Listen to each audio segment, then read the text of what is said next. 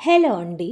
హిందూ సాంప్రదాయం ప్రకారం శ్రావణ మాసంలో పౌర్ణమికి ముందు వచ్చేటటువంటి రెండవ శుక్రవారము వరలక్ష్మి వ్రతంగా జరుపుకోవడం మన ఆనవాయితీ. ఏ వ్రతమైనా నోము అయినా దానికి సంబంధించిన కథను చదువుకుని అక్షింతలు వేసుకుంటే వ్రతం సమాప్తి అయినట్లు లెక్క. సకల శుభాలను సిరి సంపదలను ఇచ్చేటటువంటి వరలక్ష్మి వ్రతాన్ని భక్తి శ్రద్ధలతో జరుపుకున్న తర్వాత ఈ వ్రత కథను సుమంగళిలు చదువుకొని వ్రత ఫలితాన్ని పూర్తిగా పొందుతారన్నమాట. ఈరోజు మనం వరలక్ష్మి వ్రత కథని తెలుసుకుందాం. పూర్వం నైమిషారణ్యంలో ఉన్న సౌనకాది మహర్షులను ఉద్దేశించి సూత మహర్షి ఇలా చెప్పారు: మునులారా, స్త్రీలకు సౌభాగ్యాన్ని ప్రసాదించే ఒక వ్రతాన్ని పరమశివుడు పార్వతికి చెప్పారు. లోకోపకారం గురించి ఆ వ్రతాన్ని మీకు చెబుతాను, శ్రద్ధగా వినండి అని చెప్పసాగాడు. ఒకసారి కైలాసంలో శివపార్వతులు సంభాషించుకుంటూ ఉండే సమయంలో పార్వతీదేవి శివునితో, ఓ నాదా, స్త్రీలు సర్వ సౌఖ్యాలు పొంది పుత్ర పౌత్రాభివృద్ధిగా తరించుటకు ఆచరించవలసిన వ్రతం ఏదైనా ఉంటే చెప్పండి అని అడుగగా, అందుకు శంకరుడు ఇలా చెప్పాడంట. పార్వతి కోరిక మేరకు పరమశివుడు, ఓ ఉమాదేవి, నీవు కోరిన విధంగా స్త్రీలకు సకల శుభాలు కలిగించే వ్రతం ఒకటి ఉన్నది. అది వరలక్ష్మి వ్రతం. దానిని శ్రావణ మాసం 2వ శుక్రవారం లేదా పౌర్ణమికి ముందు వచ్చే శుక్రవారం నాడు ఆచరించాలని తెలిపాడు. అప్పుడు పార్వతీదేవి, ఓ దేవా, ఈ వరలక్ష్మి వ్రతాన్ని ఆదిదేవతలు ఎవరు చేశారు? ఈ వ్రతాన్ని ఎలా చేయాలో వివరంగా చెప్పమని కోరింది. అప్పుడు పరమేశ్వరుడు పార్వతీదేవికి వరలక్ష్మి కథను చెప్పడం ప్రారంభించారు.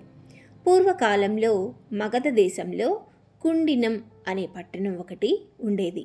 ఆ పట్టణం రత్నాలు పొదిగిన బంగారు గోడలతో రమణీయంగా ఉండేది. ఆ పురంలో చారుమతి అనే ఒక బ్రాహ్మణ స్త్రీ ఉండేది. ఆమె సుగుణవతి, వినయ విధేయతలు, భక్తి గౌరవాలు గల యోగ్యురాలు. ప్రతిరోజు ప్రాతకాలంలో నిద్రలేచి భర్త పాదాలకు నమస్కరించి ప్రాతకాల గృహకృత్యాలు పూర్తి చేసుకొని అత్తమామల సేవలో తరించేది.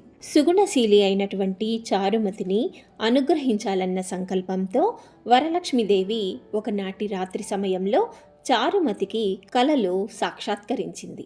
ఓ చారుమతి, ఈ శ్రావణ పౌర్ణమి నాటికి ముందు వచ్చే శుక్రవారం నాడు నన్ను పూజిస్తే నీవు కోరిన వరాలు కానుకలను ఇస్తానని చెప్పి అంతర్ధానమైంది. చారుమతి సంతోషించి స్వప్నంలోనే ఆ వరలక్ష్మీదేవిని, నా పూర్వజన్మ సుకృతం వల్ల నీ దర్శనం నాకు కలిగింది అని పరిపరి విధాలా స్తుతించింది. నిద్ర నుంచి మేల్కొన్న చారుమతి అదంతా కలగా గుర్తించి తన కలను భర్తకు అత్తమామలకు తెలియజేసింది. వారు చాలా సంతోషించి చారుమతిని వరలక్ష్మి వ్రతాన్ని చేసుకోమని చెప్పారు. ఆ పురంలోని మహిళలు చారుమతి కలను గురించి విని వారు కూడా పౌర్ణమి ముందు రాబోయే శ్రావణ శుక్రవారం కోసం ఎదురు చూడసాగారు. శ్రావణ శుక్రవారం రోజున పట్టణంలోని స్త్రీలందరూ ఉదయాన్నే లేచి తలారా స్నానం చేసి పట్టు వస్త్రాలు ధరించి చారుమతి గృహానికి చేరుకున్నారు. చారుమతి తన గృహంలో మండపం ఏర్పాటు చేసి ఆ మండపంపై బియ్యం పోసి రావి, జువ్వి, మర్రి, మామిడి, ఉత్తరేణి మొదలైనటువంటి ఆకులతో కలశం ఏర్పాటు చేసి వరలక్ష్మీదేవిని సంకల్ప విధులతో సర్వమంగళ మాంగళ్యే శివే సర్వార్థ సాధకే శరణ్యే త్రయంబకే దేవి నారాయణీ నమోస్తుతే అంటూ ఆహ్వానించి ప్రతిష్ఠించింది. అమ్మవారిని షోడశోపచారాలతో అష్టోత్తర శతనామాలతో పూజించి భక్ష్య భోజ్యాలను నివేదించారు. 9 పోగుల తోరాన్ని చేతికి కట్టుకొని ప్రదక్షిణ నమస్కారాలు చేశారు. అద్భుతం, ఆశ్చర్యం! ఆ వరలక్ష్మీదేవి అనుగ్రహంతో వారందరూ మొదటి ప్రదక్షిణ చేయగానే కాలికి స్వర్ణరజిత అందియలు వచ్చి చేరి గల్లు గల్లున మోగాయి. రెండో ప్రదక్షిణ చేయగానే హస్తాలకు నవరత్న ఖచిత కంకణాలు దగదగా మెరవసాగాయి. మూడో ప్రదక్షిణ చేయగానే అందరూ సర్వాభరణ భూషితులయ్యారు. వారు చేసిన వరలక్ష్మి వ్రత ఫలితంగా చారుమతి గృహంతో పాటు ఆ పట్టణంలో ఇతర స్త్రీల ఇళ్ళు కూడా ధన కనక వస్తు వాహనాలతో నిండిపోయాయి. వారి వారి ఇళ్ల నుంచి గజతురగరథ వాహనాలతో వచ్చి ఇళ్లకు తీసుకువెళ్లారు. వారంతా మార్గమధ్యంలో చారుమతిని వేనోళ్ల పొగుడుతూ ఆమెకు వరలక్ష్మీదేవి కలలో సాక్షాత్కరించి అనుగ్రహించగా ఆమె చేసిన వ్రతంతో తమని కూడా మహద్భాగ్యవంతులను చేసిందని ప్రశంసించారు. అప్పటి నుంచి వారంతా ఏటా వరలక్ష్మి వ్రతం చేసి సకల సౌభాగ్యాలతో సిరి సంపదలు కలిగి సుఖజీవనం గడిపి ముక్తిని పొందారు. సూత మహాముని ఈ విధంగా కథను పూర్తి చేసి, ఓ మునులారా, శివుడు పార్వతికి ఉపదేశించిన ఈ వరలక్ష్మి వ్రత విధానాన్ని సవివరంగా మీకు వివరించాను.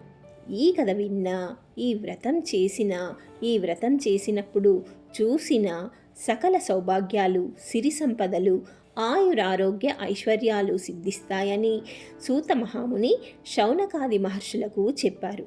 ఈ కథ విని అక్షింతలు శిరస్సుపై వేసుకోవాలి. ఆ తరువాత ముత్తైదువులకు తాంబూలం ఇవ్వాలి. అమ్మవారికి నివేదించిన ప్రసాదాలను బంధుమిత్రులతో కలిసి భక్తిగా ఆరగించాలి. పురాణాల ప్రకారం వరలక్ష్మి వ్రతాన్ని ఇంటిల్లిపాది ఈ విధంగా జరుపుకుంటారు. ముఖ్యంగా ముత్తైదువులు ఈ శ్రావణ మాసమంతా కూడా లక్ష్మీదేవిని భక్తి శ్రద్ధలతో పూజిస్తూ ఉంటారు.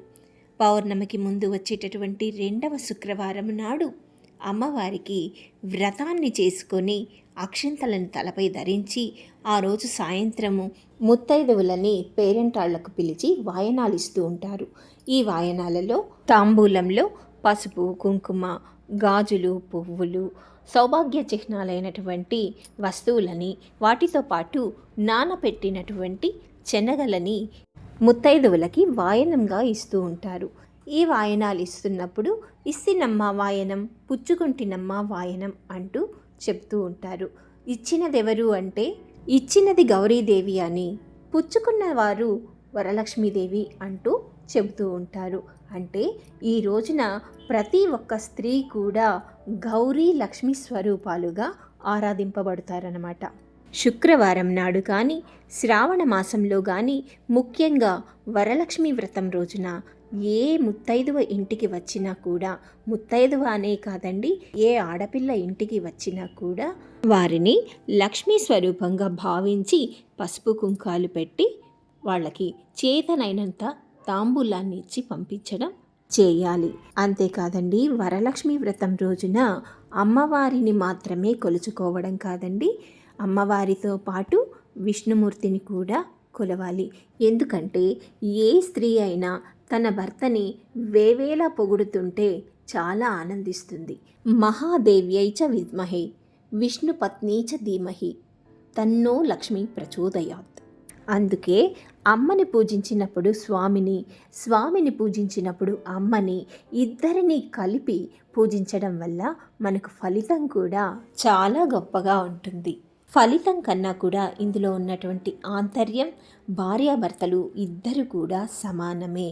భార్యాభర్తలు ఇరువురు కూడా ఒకరికి ఒకరు తోడు నీడలా వెన్నంటి ఉండాలి అన్నదే ఇందులోని ఆంతర్యం.